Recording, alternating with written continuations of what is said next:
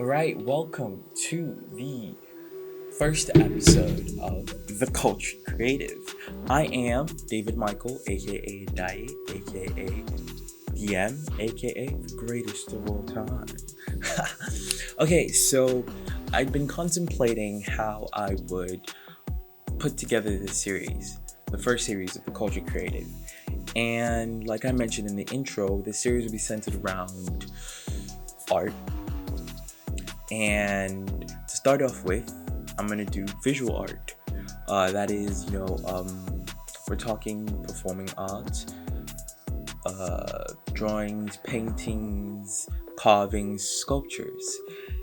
And like I mentioned before, the center of this would be African culture, and I'm talking about like my roots and my origins as a Nigerian, as an African. And the first episode that I'm giving you right now is going to be a bit of a history lesson.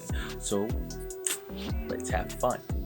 Okay, so to start off with, historically speaking, Nigerian art scene was very sculpture based, and well, I found some resources and things which I found a resource, specifically a resource I felt was the best source, and I'm going to put it in the link in the description down below. I'll put the link in the description down below, and you can have a deeper reading and understanding for yourself.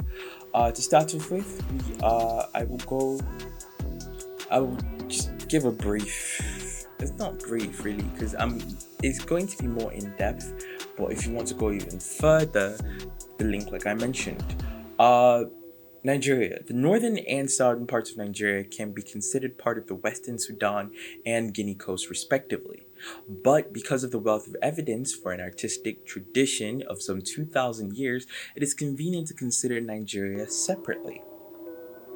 The earliest known sculpture of large size in the Sudan is the ceramic art of the Nok culture, which flourished extensively in northern Nigeria from the 5th century BCE into the early century CE. These people were the first known manufacturers of iron in Western Africa, furnaces at Taruga having been dated between the 5th and early 3rd century BCE. They continued, however, to use stone tools. Their sculptures of well-fired clay represent animals naturalistically. Human figures, however, are depicted with heads that are cylindrical, spherical, or conical. The subtractive technique used to create these objects suggests the presence of significant wood carving tradition. The art of Nok indicates the antiquity of many basic canons of West African sculpture, but the precise relationship between ancient and modern form is obscure. Not far from the Nok area, but very different in style, at Daima, near Lake Chad, small simple clay animal figures were by the 6th century BCE being made by a population of Neolithic herdsmen. A little later, they began making animals with more extended legs, and sometime after 1000 CE, they started to make animals covered with little spikes. The last are similar to examples found on sites of the Sao culture in the Chadi Valley, Cameroon, where more elaborate human figure sculptures thought to represent ancestors and probably spirits have been found. Dating for these sites range from the 5th century BCE to the 18th century CE. Now, further into Nigeria, we have the Ife and the Yoruba people. The Yoruba people inhabit a large part of the southwestern Nigeria. The art traditions are of considerable antiquity.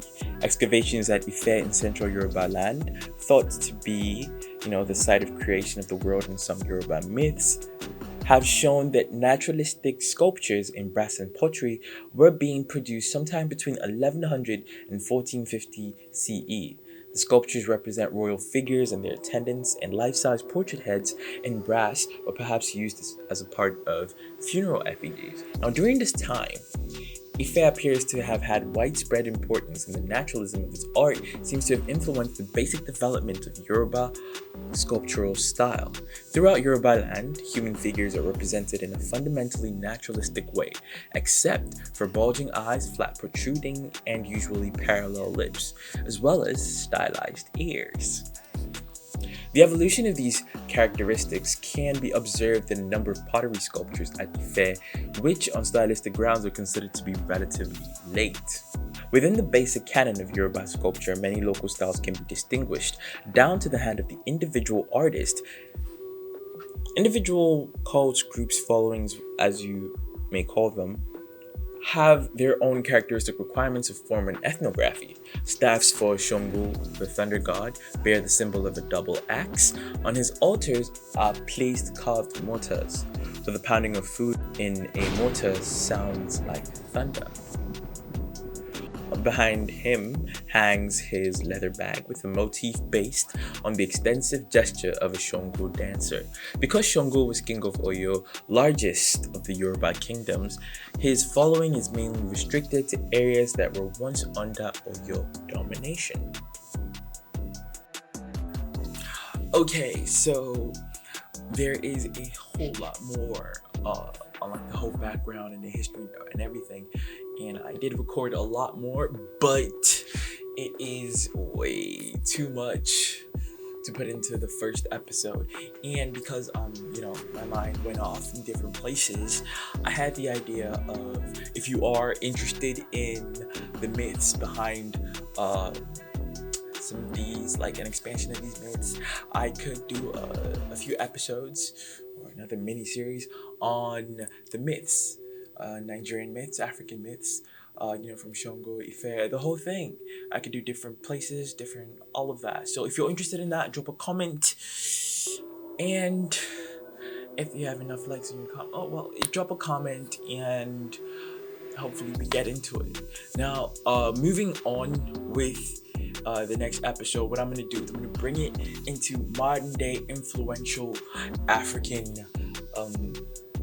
characters, influential people, influential artists that brought Nigerian art into what it is today. Names like Ben Ewonu. If I said his name properly, if I didn't, I apologize. I have a whole researched paper thing that I'm writing and working on, and I need to read. So if you have anything to say or to improve, drop a comment. I'm going to read them. Anyways, I hope you kind of enjoyed it. This is just the first episode. There will be more coming, so look out for that. Welcome to the Cultured Creative, and thank you.